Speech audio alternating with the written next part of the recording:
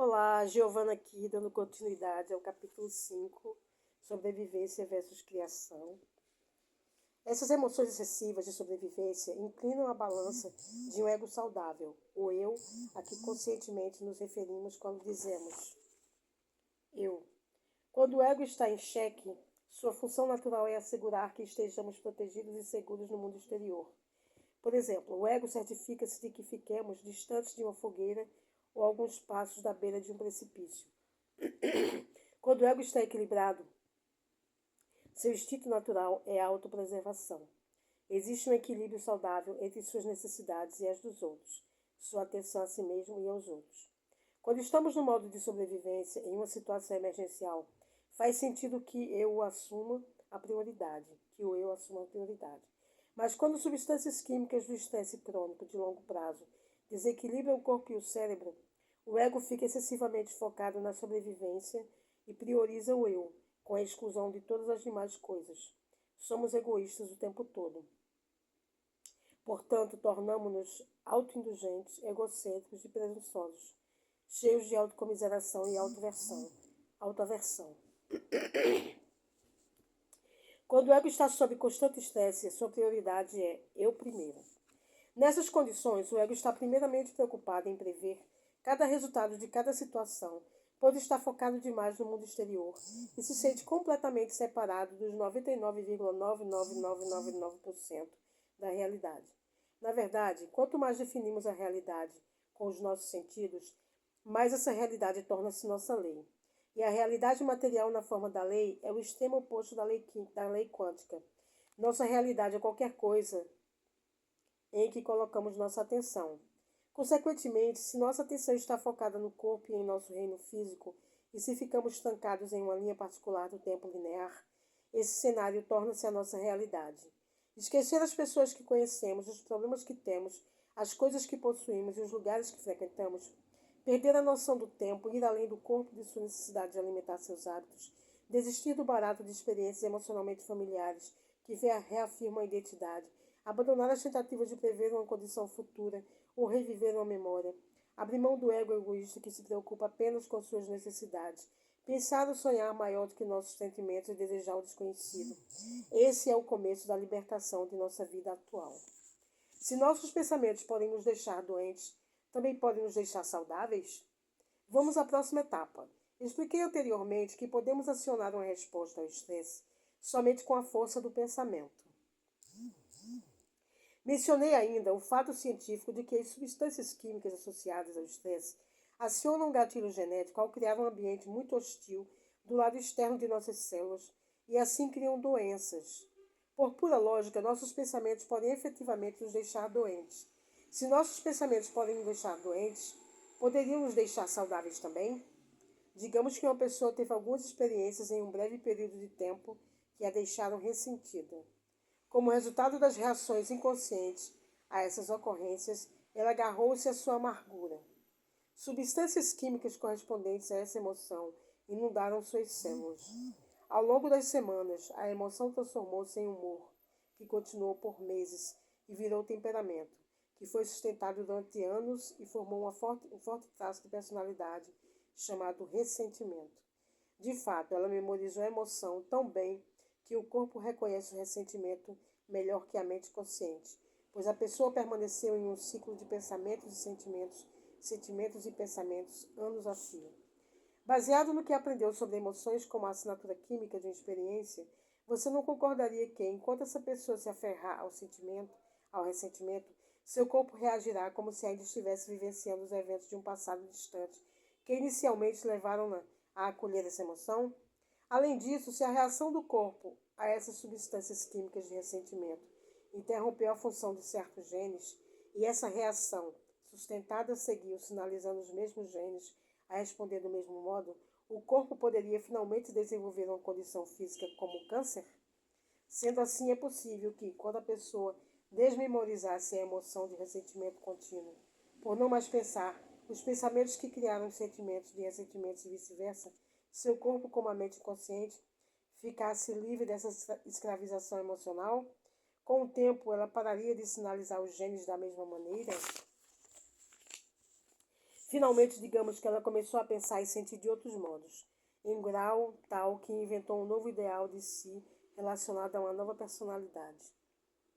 À medida que migrou para um novo estado de ser, ela poderia sinalizar seus genes de formas benéficas e condicionar o corpo em um estado emocional elevado. Antes da experiência real de ter boa saúde, ela poderia fazer isso a ponto de o corpo começar a mudar apenas pela força do pensamento? O que acabei de descrever em termos simples aconteceu a um participante de minhas palestras que superou um câncer. Bill, de 57 anos, era construtor de telhados. Havia aparecido uma lesão em seu rosto e um dermatologista diagnosticou como melanoma maligno.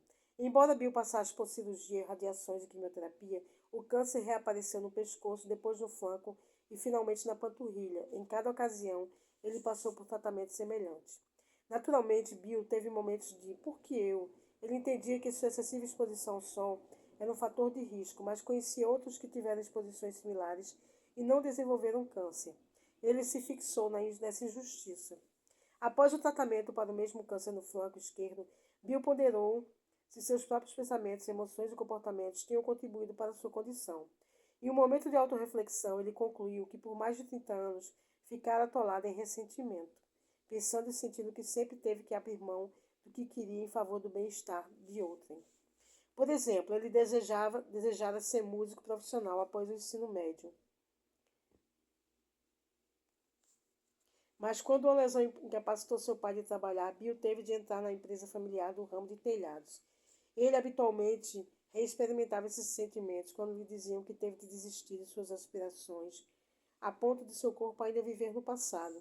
Isso também estabeleceu um padrão de sonhos adiados. Quando algo não saía ao contento, tal como o colapso do setor da construção civil, logo após ele expandir o negócio, Bill sempre encontrava algo ou alguém para culpar.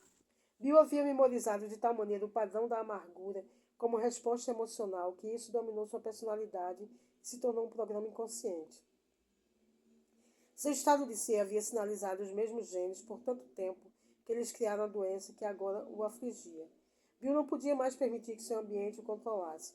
As pessoas locais influentes em sua vida sempre tinham ditado como ele pensava, sentia e se comportava. Ele percebeu que, para quebrar os vínculos com seu antigo, com seu antigo eu e reinventar um novo, teria de deixar seu ambiente familiar. Assim, durante 2 semanas em Baja, no México, ele se retirou da sua vida familiar. Nas primeiras 5 manhãs, Bill contemplou como ele pensava quando se sentia ressentido.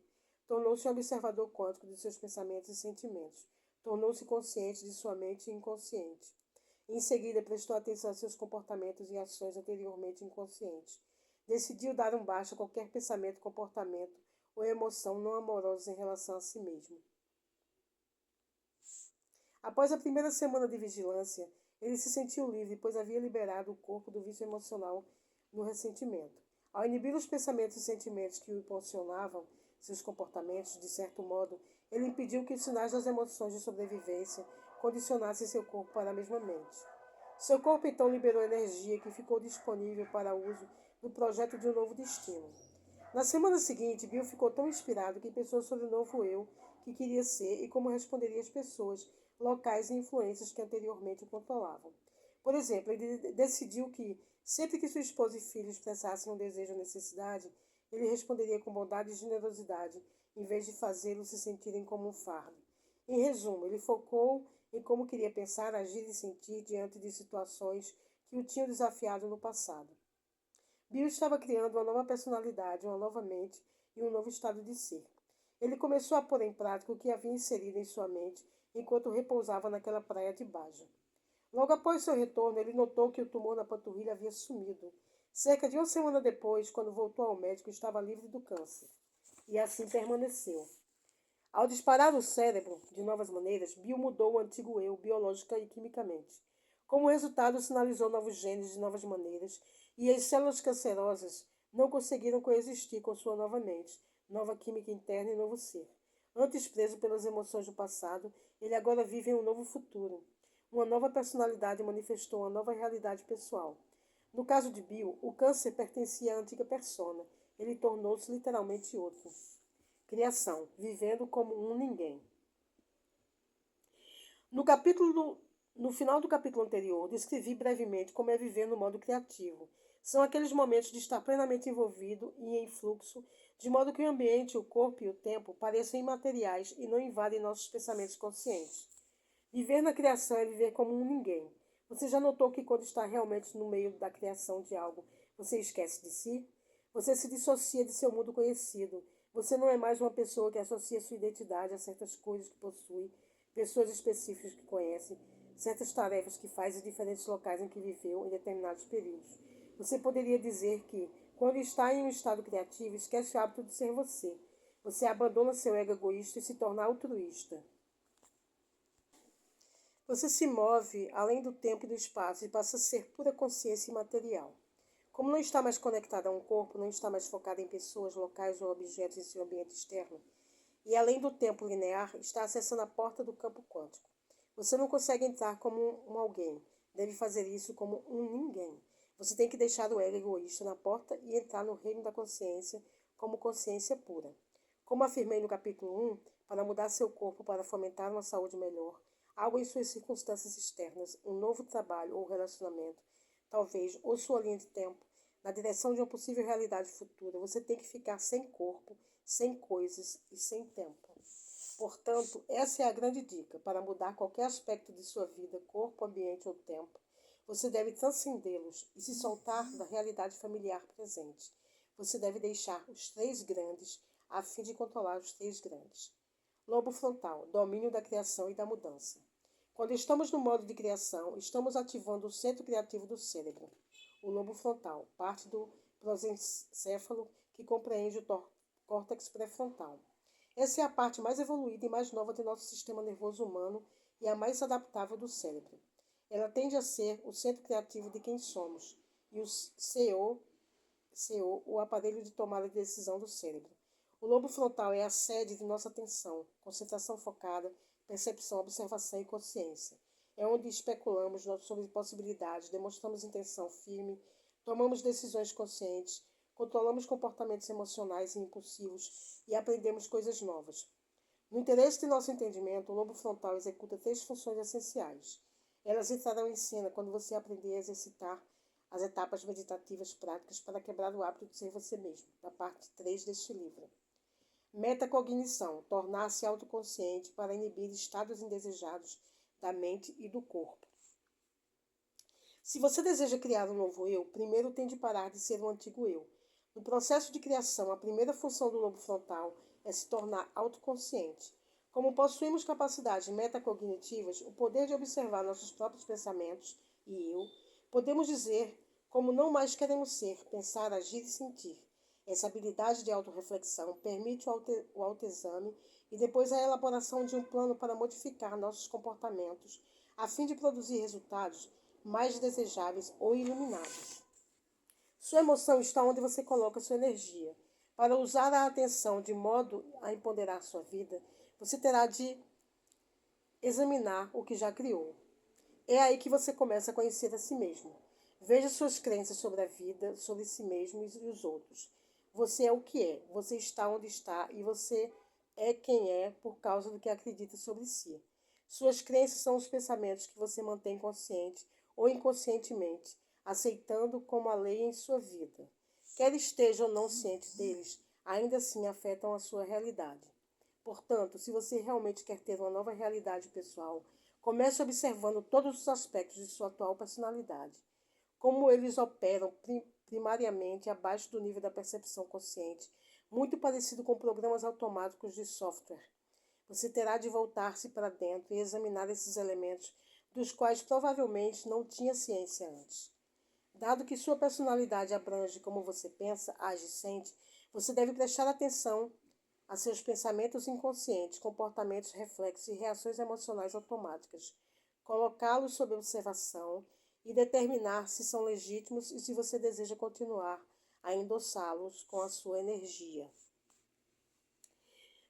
Familiarizar-se com seus estados inconscientes de mente e corpo exige um ato de vontade, intenção e maior conscientização.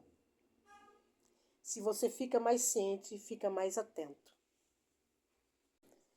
fica mais consciente. Se você ficar mais consciente, observará mais.